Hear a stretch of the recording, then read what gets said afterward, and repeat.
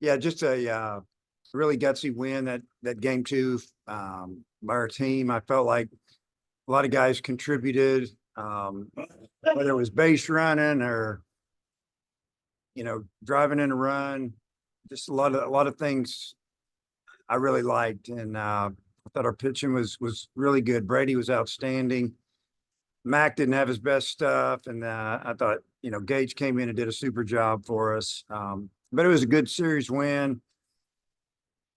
Finally won a game three on the road, and looking forward to getting back. Go ahead, Bob. Hey, Dave. I mean, you guys have taken 2 out of 3 a lot, but I guess, double headers are tough anyway, but especially on the road. I mean, how good was it to get that third win and get a split and then win the series? Well, it's kind of what I just mentioned. It was a huge game for both teams, really. They were trying to get over 500 in the league. We are trying to win a series on the road, and after losing the first game the way we did, it kind of got away from us early, maybe fifth, sixth inning, and for us to come back and win game two, that was really big for us. And that was Brady's longest stint in SEC start. I think the longest since the Oklahoma State game when he went 6. Well, what was working for him today? Why was he able to stay in there for 6? Well, he was throwing 3 pitches for a strike, threw his fastball a lot for a strike, and breaking ball, slider, his regular curveball, threw changeup. I mean, he just pitched, and he got ahead, and got to kind of throw what he wanted to throw, and kept him off balance. And that's the main reason he got to stay out there so long. Much better timely hitting in this game. I think 7 for 17 with runners on. I think he'd been 6 for 40 the first 2 games. Well, what was the difference? And how good was it to see the bats kind of break out in that the second game? Yeah, I don't know. You never know what the difference is. They just did a good job driving in runs. What'd you say? We were 6 for 41 or something, or 46. That's kind of hard to swallow, because when you think about it, if we had runners all over the bases, and finally today we busted it open there in the 7th, and we were planning on sending Brady back out for the 7th inning, but the inning lasted so long. We just said we need to go to the next guy. Yeah, I might have a few more. I'll turn back to Oliver if he can come back to me at the end. Thanks. Christina.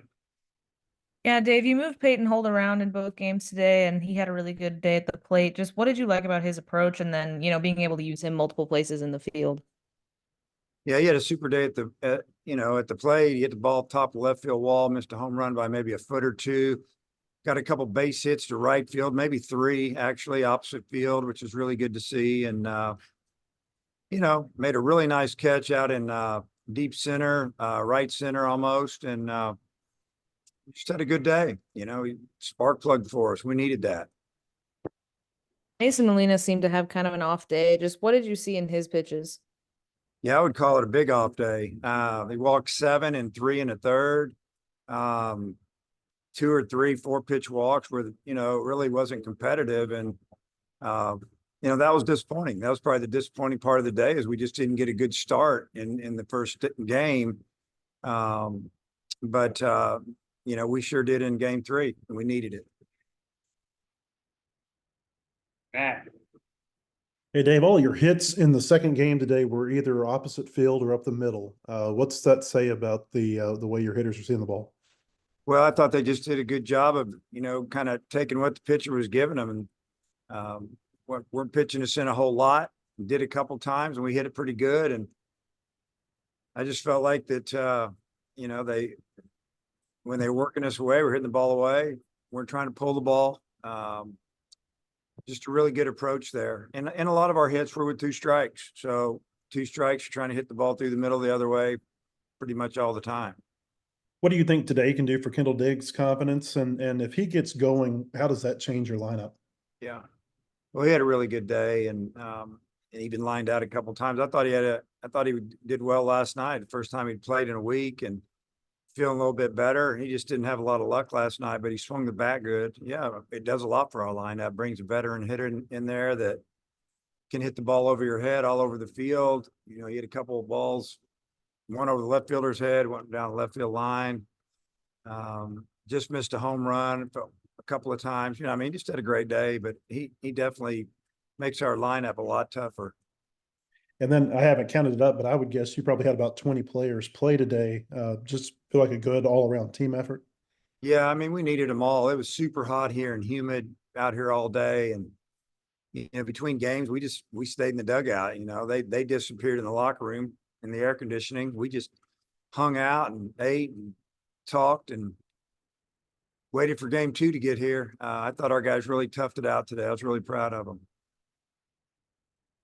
Daniel, Bob, close it out. Daniel, we can't hear you. Can you hear me now? Go. Parker Rowland got that first hit early in the game. Just I guess the decision to start him, and then maybe what you saw from him. Yeah, I just decided to go with the veteran guy. Game was very, very important. I just wanted him back there. I think he's been swinging the bat really well in practice. And, you know, I just felt like a left-handed hitter against their starter would probably be to our advantage. And it was. He came within hitting a home run by 2 feet, drove in a big run there with 2 outs. I mean, when you look at that inning, you know, we got 3 runs on 1 hit. They didn't turn a routine double play. They don't turn it. We score a run on it. And then we end up scoring another run on a wild pitch. And then he hits one off the wall. I mean, they turn the double play. We don't score. And when teams make mistakes, you gotta take advantage of it. And that's what we did. Thanks, Coach. Okay. Bob, close it out before we get Brady and Kendall on here. Okay. Dave, yeah, more on Kendall. I mean, do you feel like his shoulder's good now? And you know, he's kind of back to his old self? Because I think he was, before he got those doubles, I had up, he was like 1 for 17. And maybe you said hitting in some tough luck, but still, obviously, that's not his normal, you know, numbers.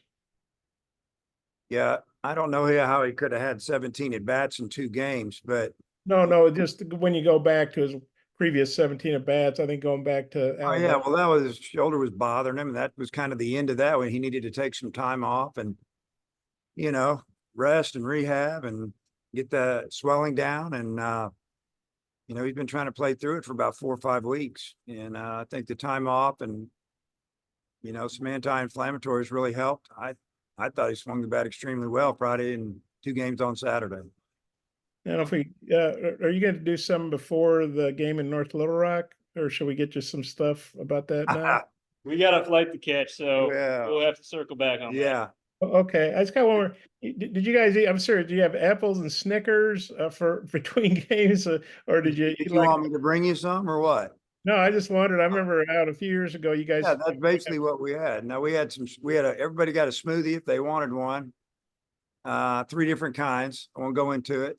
Bananas, Snickers, peanut butter and jelly sandwiches, and I don't know. That's about it. And you got an unscheduled Sunday off. Do you have any plans for tomorrow? How good it would be just to maybe get a day off, or maybe you're always working. I don't know. No, I'll probably go up to the hospital and see the babies. Yeah, sounds good. Thanks. Go. All right. Nice to See you.